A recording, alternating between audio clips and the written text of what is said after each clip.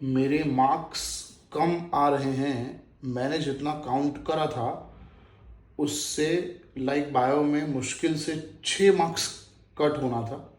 Ever in the worst case पर 15 marks cut कर दिया पूरे।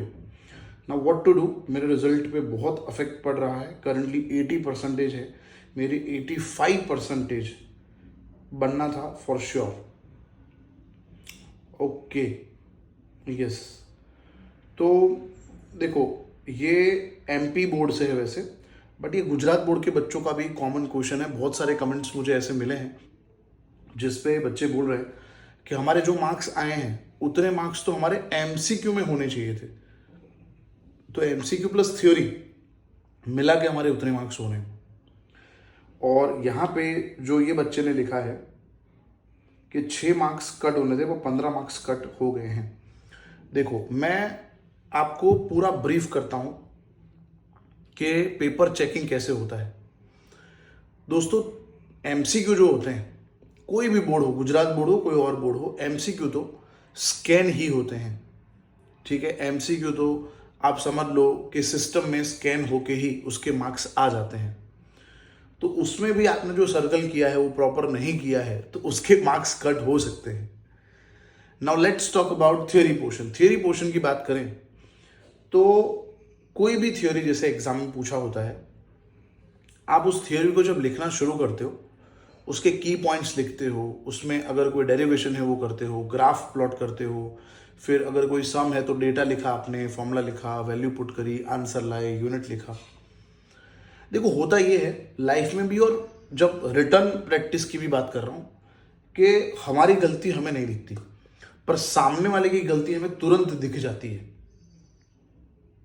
हमें ऐसा लगता है कि हमने पूरा साफ सुथरा लिखा है, 4 मार्क का क्वेश्चन है, उसमें हमें ऐसा लगता है कि हमने चार मार्क का प्रॉपर जस्टिफाई किया है आंसर को। बट कभी कभी ऐसा होता है जल्दी जल्दी में हमारे राइटिंग भी थोड़े गड़बड़ हो जाते हैं। अच्छा, साथ साथ में कुछ की पॉइंट्स में 1-2 की पॉइंट्स हम मिस कर देते हैं। अगर सम है तो आंसर हमारा वेरी करता है, यूनिट हम गड़बड़ कर देते हैं यूनिट लिखने में। तो अगर आपको 10 मार्क्स तक अगर आपको ऐसा लग रहा है कि हमारे 10 मार्क्स कम आए हैं, तो मैं आपको बोलूंगा आप रीचेकिंग रीअसेसमेंट मत कराओ। पर आपको लग रहा है 10 मार्क्स से ज्यादा डिफरेंस है, 15, 20, 25, 30 मार्क का डिफरेंस है, हमने जो टारगेट रखा है, हमने जो लिखा है, इसके हिसाब से हमारे मार्क्स इतने आने चाहिए और उतने नहीं आए हैं, तो you definitely go for rechecking and reassessment. मैं ये नहीं बोल रहा रीचेकिंग रीअसेसमेंट करवा के आपके मार्क्स बढ़ेंगे, उसके बारे में अलग से वीडियो बनाऊंगा, पूरा डिटेल वीडियो रीचेकिंग रीअसेसमेंट कैसे होता है, और फिर एक वीडियो वो बनाऊंगा करवाना चाहिए या नहीं करवाना चाहिए।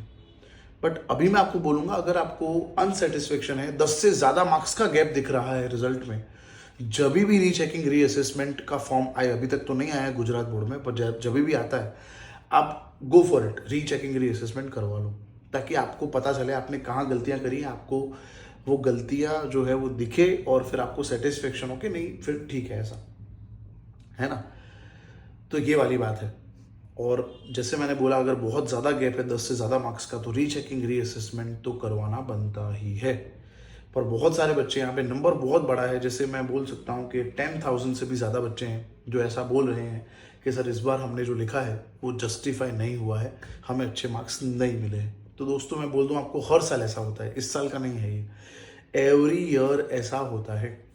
तो आप श्योर होने के लिए, है ना, आप ये करवा सकते हो, रीचेकिंग रीअसेसमेंट करवा सकते हो। ठीक है, और भी कुछ क्वेरी कंसर्न हो तो let me know in comment section, मैं उसका भी एक वीडियो अलग से बना के डाल दूंगा। अपने फ्रेंड्स तक इस वीडियो को ज़रूर से आप शेयर करें, लाइक करें, सब्सक्राइब करें, नए हो तो। बहुत सारी इन्फॉर्मेशन यहाँ पे मैं इस चैनल पे अपलोड करता रहता हूँ। Thank you so much, good luck.